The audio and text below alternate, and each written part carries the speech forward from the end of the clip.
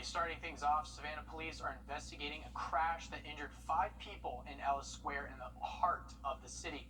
The crash happened last night around 6. Police say a Ford F-150 was leaving a parking garage when it sped up, crossed the street, and drove into the square. Several people were taken to the hospital. The youngest victim appears to be a 7-year-old girl who suffered serious injuries. There was another girl the same age who was treated and released. The truck come out of the parking garage down there. We heard a bunch of tires squealing and stuff like that. He hit one of the kids and I guess the dad of one of the kids. The father of the girl with serious injuries was also injured in the incident, along with a 67-year-old passenger in the truck. The driver, 77-year-old John Stanley, was not hurt. Officials say the crash appears to be an accident and no charges have been filed.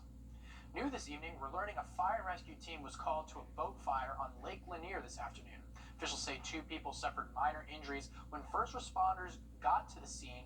They say the boat was fully engulfed in fire and black smoke. Cause of that fire is still under investigation.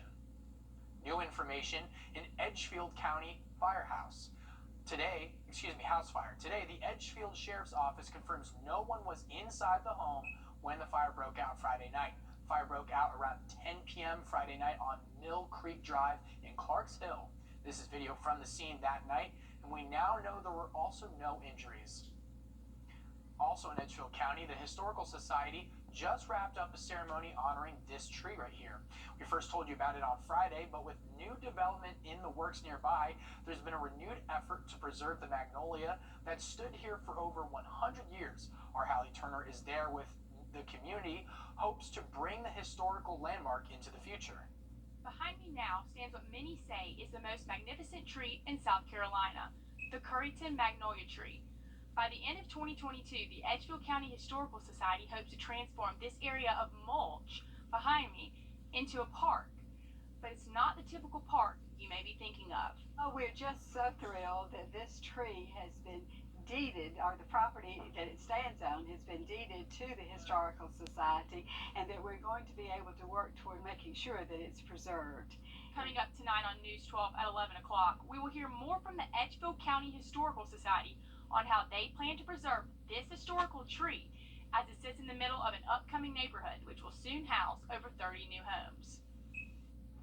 Alrighty, heads up parents in Columbia County. The James H. Sweat Foundation is giving away 250 backpacks tomorrow evening at the Columbia County Exhibition Center. The event focuses on kids in Grovetown, Harlem, and throughout the county. If you're interested in stopping by, the event starts at 6 p.m. Backlash continues against Sesame Place. Families with similar stories of discrimination. Families asking for the actor playing Rosita at the park to be removed. And that right there is video out of a parking garage for Universal Studios in Orlando, Florida. Officers evacuated the garage after a fight between children around midnight last night. Police did not say what started the fight, just that several kids were involved. The evacuation came hours after a shooting scare at the Florida Mall that turned out to be a false alarm. The Orange County Sheriff's Office later tweeted the noise was likely fireworks. Pope Francis is in Canada.